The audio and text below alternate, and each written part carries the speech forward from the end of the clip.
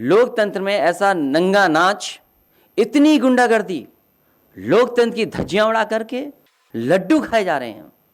ये योगी नहीं है। हो जाए एसपी सिटी झापड़ खा जाए, पत्रकार खुलेआम पिटे उन नाव, अधिकारियों ने अपनी सीमाएं लांघ गए हैं, उनकी भी सूची बनी हुई है और जनता इनको सबक सिखाने का भी काम करेगी। हमारा पार्टी का कार्यकर्ता बैठा है, चिन्हित कर करके उसकी टांग तोड़ दी गई। लोकतंत्र में ऐसा नंगा नाच किसी सरकार ने नहीं किया होगा जितना भारतीय जनता पार्टी ने नंगा नाच किया है। इतनी गुंडागर्दी जिसकी कोई कल्पना नहीं कर सकता था।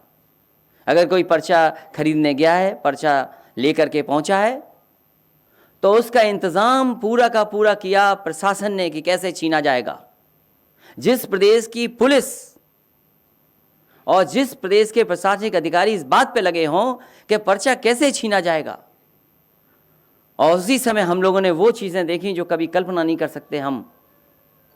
हमारी बहनों के साथ क्या व्यवहार हुआ, उनके कपड़े छीन लिए गए, उनके साथ जो व्यवहार हुआ, अपमान हुआ, कोई कल्पना नहीं कर सकता था।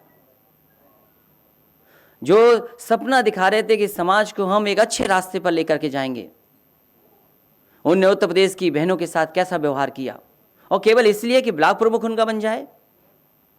पैसा चला वो अलग है, झूठे मुकदमे दर्ज हुए वो अलग है, गंभीर धाराओं में लोगों को घर पर नहीं रहने दिया वो अलग बात है। और सोचिए खुशी कैसे मनाई जा रही थी, लोकतंत्र की धज्जियां उड़ा करके लड्डू खाए जा रहे हैं, खुशी मनाई जा रही है। ये योगी नहीं हो सकते। मैंने कई मौकों पर कहा, फिर कहता हूं, मैं बात दोहराता हूं, ये योगी नहीं है। अगर कोई योगी होता तो शायद जनता को दुख नहीं देता। और मैं क्या कहूं, आज तो रिकॉर्डिंग है सबके सामने। लखीमपुर में जो बहनों के साथ हुआ उसकी बाकायदा रिकॉर्डिंग है कि कौन कौन उसके कपड़े को छीन रहे थे। दोनों बहनें मुझसे मिली यहां करके, दोनों बहनों से मैं मिला और हमने भरोसा दिलाया कि पूरे के पूरा उनके सम्मान के लिए समाजवादी पार्टी उनके साथ खड़ी दिखाई देगी। इटावा के एसपी सिटी, उनका कहना, उनका मोबाइल पे बात करना, किस वरिष्ठ अधिकारी से बात कर रहे थे वो वही जानते हैं। लेकिन वो खुद कह रहे हैं कि भारतीय जनता पार्टी के जिलाध्यक्ष, भारतीय जनता पार्टी के विधायक, भारतीय जनता पार्टी के कार्यकर्ता ये बम, ये इस तरह का पथराव और इस तरह की कानून व्यवस्था खराब कर रहे हैं। जहां नहीं जीत सकते थे चुनाव, वहां सोचिए बराबर करके चुनाव जीत लिया, बराबर कर करके चुनाव जीत लिया। और संज्ञान में कौन ले इस बात को। एसपी सिटी अपमानित हो जाए, एसपी सिटी झापड़ खा जाए, पत्रकार खुलेआम पिटे उन नाव में, प्रदेश के दूसरे हिस्सों में पत्रकार पिटे। इस सरकार को उसकी परवाह, बैठे हैं बड़ी कुर्सी पे बैठे हैं, वो भी लोकतंत्र को धज्जियां उड़ते हुए बधाई दे रहे हैं। इससे ज्यादा शर्मनाक काम और कुछ हो नहीं सकता।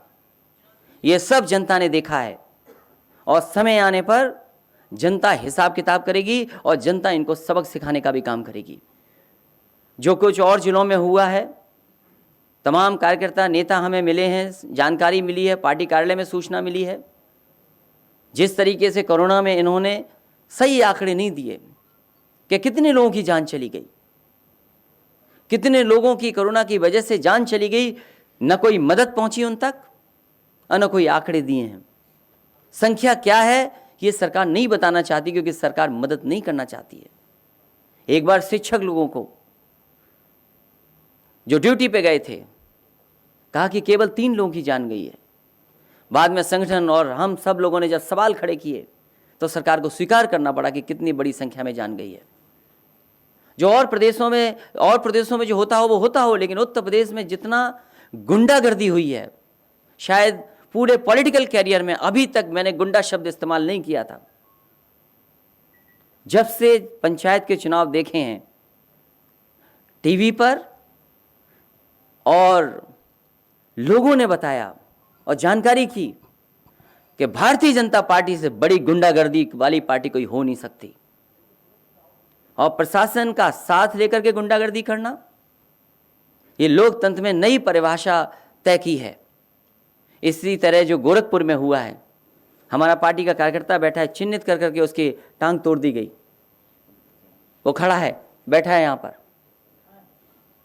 हमारे ये पूर्व पार्टी में हैं, इनके भाई हैं, इनका चिन्हित करके इनका हाथ तोड़ दिया गया।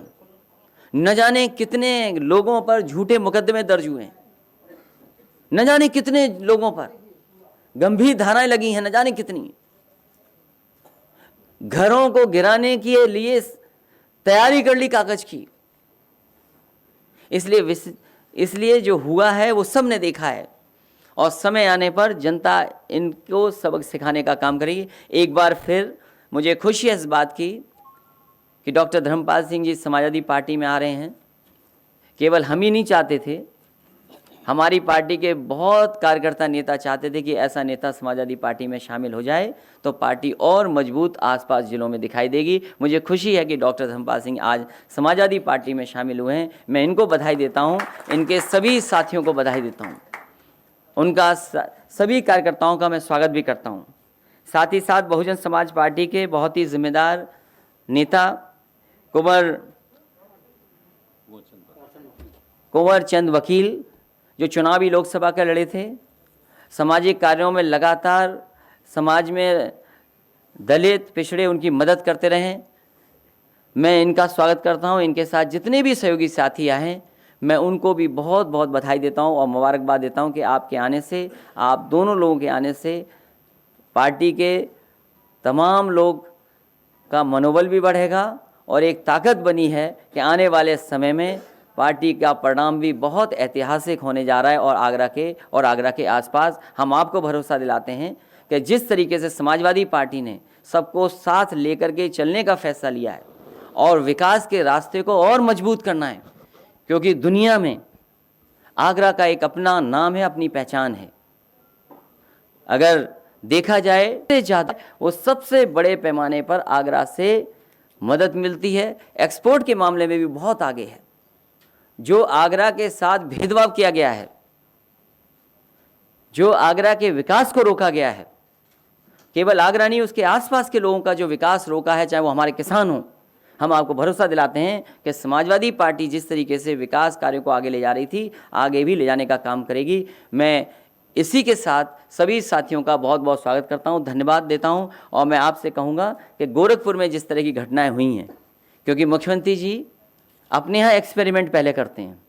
दोस्तों, यूपी की धुआंधार राजनीतिक खबरों के लिए भारत एक सोच को सब्सक्राइब जरूर करिए और बगल वाली घंटी जरूर दबाइए, क्योंकि अगर आप एक बार नोटिफिकेशन बेल दबा देंगे तो आपको हमारे नए वीडियो की सूचना बिल्कुल मुफ्त में मिल जाएगी और आप जब चाहे जानकारी से भरा वीडियो अपनी मर्जी के मुताबिक देख पाएंगे। चलते हैं, जय भीम, जय भारत।